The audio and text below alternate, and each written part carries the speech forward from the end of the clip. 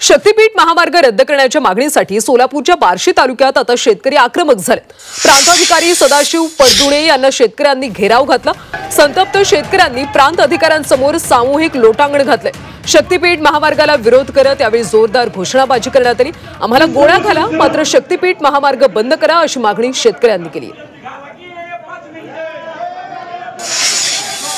सर्व शेतकऱ्यांनी एकजुटीनं शक्तीपीठ महामार्गाला विरोध केला आहे आणि संयुक्त मोजणी शेतकरी कसल्याही परिस्थितीत होऊ देणार नाही। हात जोडून मुख्यमंत्र्यांना निवेदन दिलेलं आहे, भूसंपादन अधिकाऱ्याला दिलेलं आहे आणि शेतकऱ्याला आंदोलनाला किंवा लॉ अँड ऑर्डर हातात घेण्यासाठी भाग पाडू नये ही सरकारला आपण विनंती करण्यासाठी आणि भूसंपादन अधिकारी यांना साहेबांना निवेदन देण्यासाठी बार्शी तालुका तहसील कार्यालयात जमलो होतो। ज्या मागण्या आहेत त्या तुम्ही पुढच्या बाजूला ढकलता आणि सगळ्यांची घर उद्ध्वस्त करायला येणार का? छोटे छोटे शेतकरी त्याच्यात त्यांची कुटुंब बरबाद होतात आणि त्या शेतकऱ्यावर अन्याय करायला निघतात। आणि मन की बात आपलं सरकार कसलं आपलं सरकार शेतकऱ्याच्या हिताचं।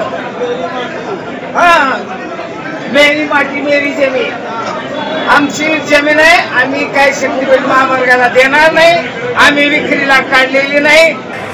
भूसंपादन कायदा 2013च्या अनुषंगाने जे मागील 3 वर्षाचे जे काही सरासरी दराची सरासरी आहे बाजार मूल्याचे ते त्याच्या 4 पट देण्याचे निश्चित केलेले आहे। जे स्वतःहून शेतकरी